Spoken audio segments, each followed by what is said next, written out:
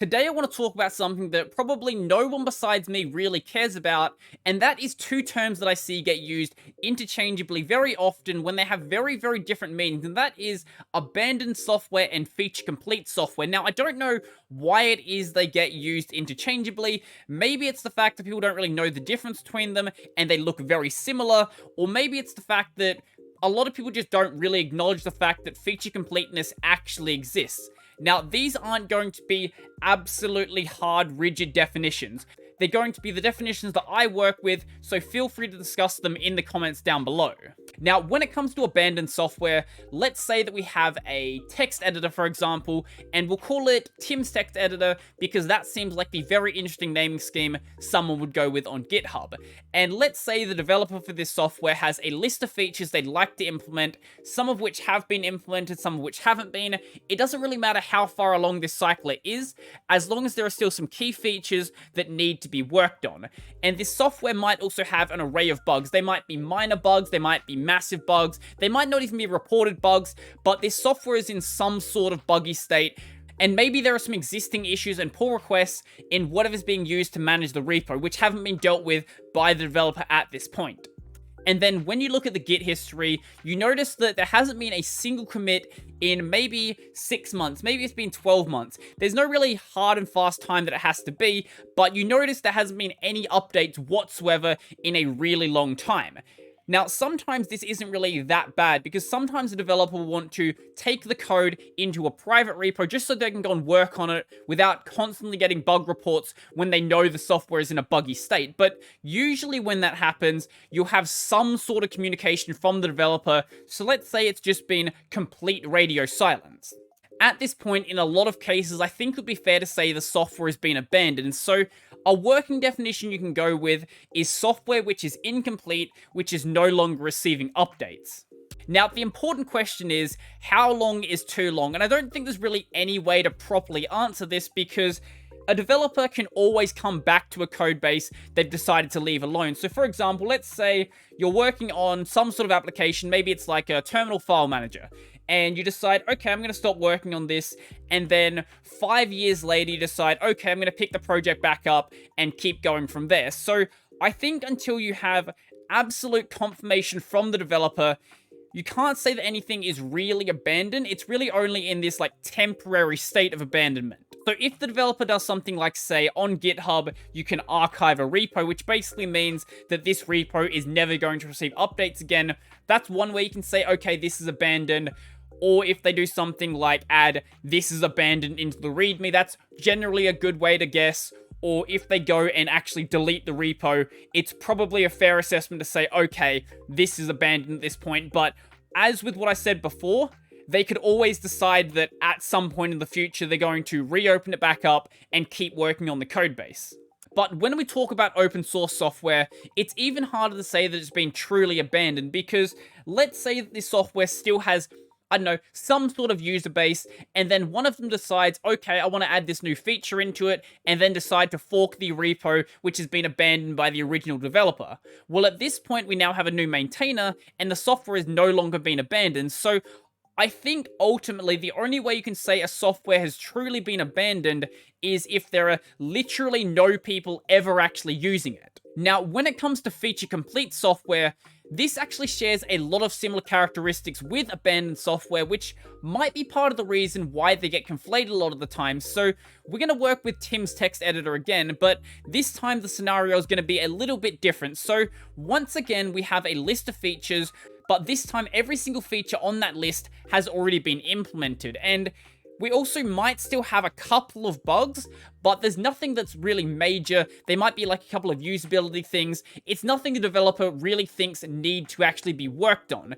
And if there are any issues or pull requests, there aren't any from the main developer. It's just from other people who just want to add extra features in that the developer doesn't really care about. And this is the part that I think confuses people. So this software may have been updated recently, but the last update may have also been like 5 years ago.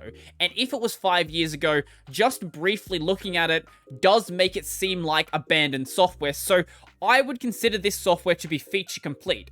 The working definition we can go with is software that is functionally complete, that may still have a couple of bugs in it, but is only receiving updates to make sure that it continues to function. The problem we have, though, is it's still very, very difficult to say something actually is feature complete. And that's because a lot of the time this feature list doesn't exist anywhere publicly. Now, in an open source project, sometimes there will be something in the README or the wiki that says, hey, here are the features we want to work on. We've done this, this, this, and this, and we've got these ones left over.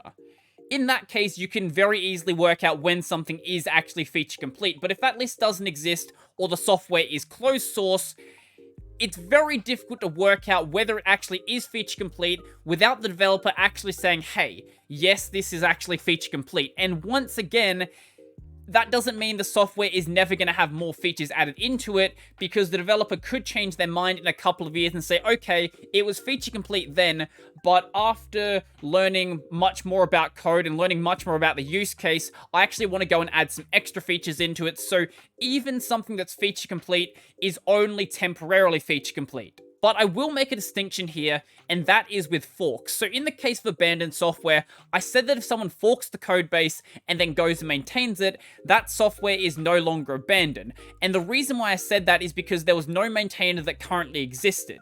In the case of feature complete software though, if someone does go and fork the code base to go and add more features, I think it makes more sense to treat that as a separate piece of software rather than the main code base, because the original developer who still is working on the code base thinks their version is feature complete, whereas this other person wants to go and make something else. I could give hundreds and hundreds of examples of abandoned software. Just go and look at the front page of GitHub and you'll find stuff basically every day. But finding something that's feature complete is much harder to do, because most software that exists is always in this cycle of development. For example, something like your web browser, even though you could go and use a version of Chromium or Firefox from like 10 or 20 updates ago and it will work perfectly fine, this is software that's just always going to be in this cycle of development, because there are things that it needs to interact with which are always changing as well. So its set of feature complete features always has to change as well, so it's never going to hit the point where it actually manages to complete those. Same with something like the Linux kernel, for example. Even if all of the regular features in the Linux kernel were implemented and there was nothing else that Linus Torvalds wanted to actually add, it would need to constantly keep being worked on to keep supporting new hardware, because you can't just stop developing new drivers for things like that, or your kernel just isn't going to work. Now, these definitions are very much just rough guiding posts, and there's a lot of gray area that can exist. So one good example of that gray area is an application called Anthi. So Anthi is a Japanese input engine. It was what I was using before I switched over to Mozg. Now, the problem with Anthi is that it hasn't been updated in about 10 years.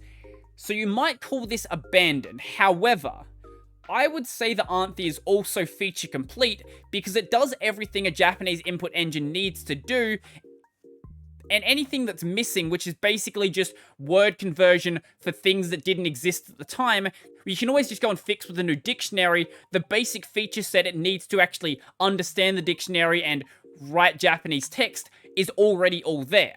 But this is where we can get into some weird semantics of how we define the edge of the software. So if we consider the dictionary to be a part of the software because it is fundamental to how it actually works, and there are these third-party dictionaries that are still being maintained today, and you can then go and replace the base one with one of these third-party ones, you can potentially say that the dictionary portion of Anthi is still being maintained, even though the conversion part has been abandoned. I will leave that up to you guys to go and discuss in the comment section. Another way you can go and discuss it is maybe go and make a blog on something like Linode. If it runs on Linux, you can run on Linode. They have the distros you'd expect available, like Ubuntu and Debian, but also Arch and Gentoo, because why not? They've got multiple server plans available, so whether you want to host a blog or a personal VPN, you know there's going to be one that fits you. Going forward, I'll be using Linode to host all of my community game nights. If you need help, Linode has 24/7, 365 support available by phone regardless of your plan size. So right now, you guys can get started on Linode with $100 credit by going to the link on screen or in the description down below. Linode was in the game 3 years before Amazon entered cloud computing, so you know they know their stuff. A huge thank you to Linode for sponsoring the channel. I hope that by the time this video ended, you didn't come out knowing less than you knew when you started, but I can't guarantee anything. I can only do my best. So before I go, I would like to thank my supporters. So a special thank you to Chris, Joachim, Donald, Michael, Andre, Nathan, David, Montezar, Will, Brennan, Chico, Bento, Jamie, Joseph, Mitchell, Peter, D, Tony Tushar, and all of my $2 supporters. If you'd like to go and support my work, them links down below to my Patreon, Subscribe Star, LibrePay, all of that sort of stuff. I've got my podcast, Tech Over Tea, available basically anywhere, and then this channel is available on Odyssey, Library, and BitChute if you want to watch it on something that isn't YouTube. So I think that'll be pretty much everything for me, and I'm out. I tried not to hit my mic there. It's in a really weird spot. I'm trying to work out where to actually put it.